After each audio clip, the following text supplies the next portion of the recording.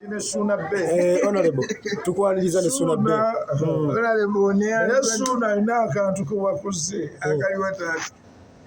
Omaye abantu sebakugobera bulungi musawo muganda wuyo yakimaba mugamba kankubula nebo gamba nti program yine ekuba nyimba jangu okukubeko wala yamu bagikusulira wa yatandika mayimba de mugobera yatandika tayambala mashuri awo tolimbye akati bwe yamaliriza ningamba bali abantu nti omusajja oyo engeri gyawaanawaana mwozi agenda kunyweza programu ye programu ye bw'alaba mugezi agenda gifunamu ate bw'alaba ne bakama be nga tebafitira obeera ne bakama w'omuntu mukama wakufitira ogula akamotoka n'obanga aguze ninga kamotoka ka miliyoni 5 ate ye afuga ya miliyoni 4 ate n'afiitina ggwe ow'ettaano ata Uganda waasirwala nnyo sebo nsanyuse nnyo webale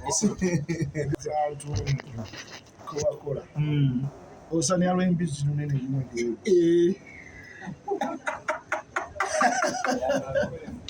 nogamba tuwaba gavumenti waba abatujju fe tubonyaabonye eggwanga lino olwokuba tuli embizi njireso yiyo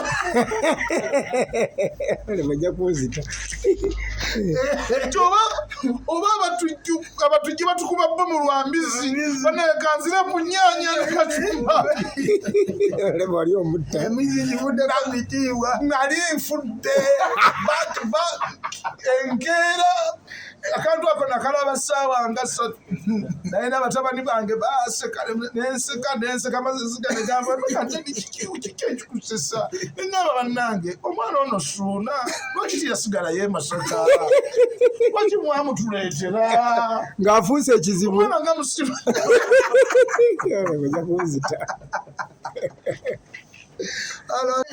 naseka ate batandikiriza mpola mundi ebintu by'embizzi ebintu by'embizzi ne bamwana naye nga nte nze kye nayagalako bintu ky'embizzi ekyo liberation ya mind z'abantu omanyi abantu bagenda ne bafuukira bannaabwe ttabu bw'oba tolya kintu oyagala ensi yonna ebeere ng'ekivumirira era kyova olaba n'emikwano abantu balina emikwano gye baagala ffe tubeere emikwano gya kale waliwo mufact gundi yakiŋŋamba munyagwa naye nti katubiru ki mukwano gwa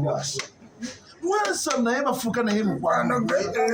ukuluta ebintu by'ekisusuye nemuga nti ate munnange era kyewuunyisa munyagwa naawe Honorable Munyagwa abantu bangamba obeera otya mukwano gwa Munyagwa ebintu byokola nga bya kisiru totegeera Munyagwa naye nze njagala nnyo embeera yammwe eyo kubanga etujjako okumanyira akamanyiiro k'abantu ke bateeka ku bantu nti oli talya mbizzi akati naawe toteekeddwa ku kiri ekyalo kyonna kiboneebone olw'okuba oli talya waliwo n'abagamba ogenda ojja kuwa ogenda kuvaako atotya bakasi kye basinga obungi mu ggwanga abasiraamu n'abatalya mbizzi balinganga 5%, abakatuliki bali 95% bali bambizzi toyina bw'oyinza kugamba era be bagambagamba nti ojja gwe tosobola kugwa kubanga talent yo sinjige kituufu talent yo nzaale talent enzaale n'enjigere weesinga amaanyi enzaale lwaki nanti ono teyeetaaga kutendeka nnyo ow'enjige obanga mmotoka eyeetaaga makanika buli kaseera balina okusiba basina okunyweza natti balina okunyweza natti okole ebintu ebitegerekeka naye kati ono yali ne mukama we abaana abo bayaaye banna Kayibanda noono it is the best couple oba it's the best team mubukedde yonna bukiddemu okyogera ekigambo ekyo kiddamu nga siwaliimu kugamba kyonna Kayibanda ne Suuna ku vision group yonna ng'ogitadde yonna n'ogigatta yonna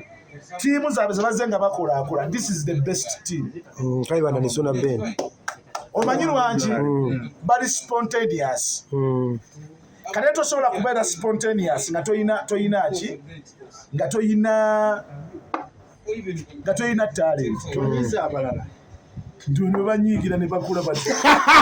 Bazana abatona nga tebalina talent. Tebansiruwalira. Honorable Tolumbi olwo. Sinumba kyekituufu. Sibazaalangako.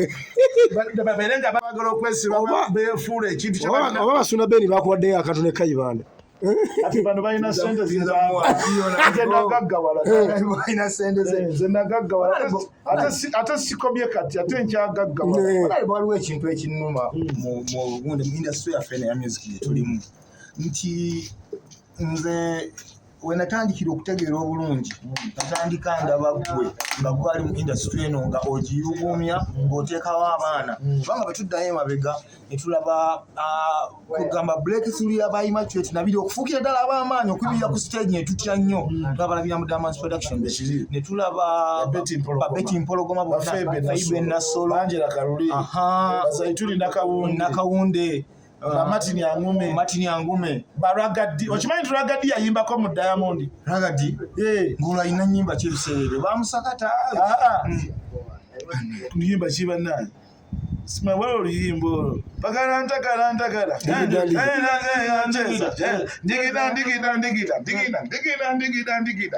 Ragadi Nathani bagulanga bonna abo Nathani Werenga Diamonds Production iriringanga somero ojja n'osoma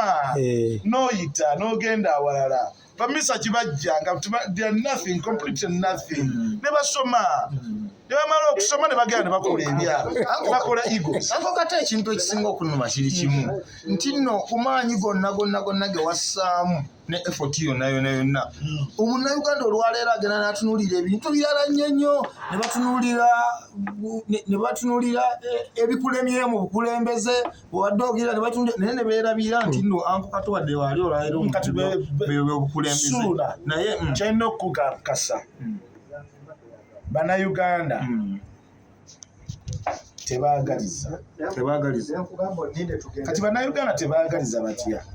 kati mu myaka 10 egijjako Sona Ben bagenda kukuwalana ojja kukkiriza nti ensi ewalana ekigenda okukuwalanya batunuuliramu Sona Ben kozi we mu bova waliwa Masaka mu Kimanya bakutunuulira okuva wali mu Kimanya wo wava nojja ne kakati ne bwoli baagala osigale ng'endowooza yo ya mu Kimanya era baagala osigale ng'oli bubi nnyo era tewaliiwo kintu kye tulina kuzibu nga wano mu Buganda ng'Abaganda abantu abasinga okubeera abagezi naye Katonda abatonda n'abatonda bubi Abaganda Katonda abawa amagezi gonna naye ate n'abateeka obusiru ne babeera wano kumpi gamba bulwoba Omuganda manya nti waliwo obusiru obulala obuli emabega wano obujja bumugoberera manyi bwe tutaabagambeko tebajja kubeera tukutegeera akati gwali eyo ekiba kikuwanyisa Sona Ben eyeeyiyo bweyiri okujja kiki tandika okumwongerera ebintu ebinene nnyo tandika omugamba yantama naye ng'omubuuza yakutama wano mu Buganda we wali abantu abatamu abantu nga tebalina kibabako ava mu bbanga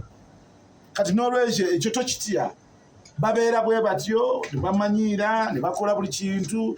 ne bataagaliza abantu kugenda mu maaso ne bataagaliza abantu babeere b'amaanyi naye ekiseera kituuka batwala ebbanga ddene nnyo okutegeera nti kino kye babadde bakola kifu. Anko Kato olwanidde abayimbi entalo bangi nnyo era n'obaleeta nze mbeera nabo Babeti bonna naliko ne Mwayimisa Kisemakula n'akwogerera ebirungi ebiringa ettaka ku ntalo zo zootera okubeeramu olusero ne bakuyuyayuyamu waliwo we baviirayo n'ogamba nti nno ddala mutuufu abaana bange bayimiriddewo ku lwange akati saagala kuliibwa nze kali mu Uganda muno eyeekoledde abalabe nyini I'm making my own enemies. Teriyo simumanyiyo mulala n'osanga ng'oli wamujja alika ku example ina muwala wange Doreen Mutiyo kyalo kinene eyo kapa eyo ngirinako omusaayi mungi kubanga kinene baali bavubanga ntwaza mwenge ogijjukira ntwaza ku luguudo balina taata waabwe Kiwana okulengeza Entwaza mwenge. Ntwaza omudedezo mayiko kinene ogwo omudedezo ogwo gwola ne maama waabwe baabeeranga abaana nga balinganga bataano era abaana abo bonna ne mbakuza ne maama waabwe maama Kiini ne mujjayo Namulonge gye yali akola najja n'abeera mu Diamond n'azannya mu Diamond n'azannya nnyo n'amanyika nnyo yajja n'abaana be yajja ne Kinene najja ne Peter najja ne Mukiibi waliwo omulala yali asamba so ali wabweru Tom nimbakuza ne bakulira mu Diamond abalanga Kinene najja ne bagwana nine Doreen Mutiibwa asoma bwa midwife yasoma bwa midwife ng'asuye mu Kimombasa taata we nga dokita emulago yasala abana abafudde n'ategeera nti kati ono baamuwadde butono baamuwadde biki taata wa postmortem so ne tubeera awo ne tukula ffenna ne tubeera awo naye era osanga abaana batalina discipline bulungi ng'omwana ali wali avuma Katonda ekyo kakati kyova olaba nti twatuuka moment ezimu abamu ne babeera b'amaanyi nnyo kati njagala okuwa example manyi temwagala mwogera kumumulabanga bumunene nnyo Bobi Wine kali wano bakali wena banakolagana kuba kali 2020 what 19 awo 20 kuno ngabwa kakayimbo akagoma ka Lubendera kana katuka badde wali just ya kaina laka ayino mukisa gwako sekitufu akati bana abagoberezi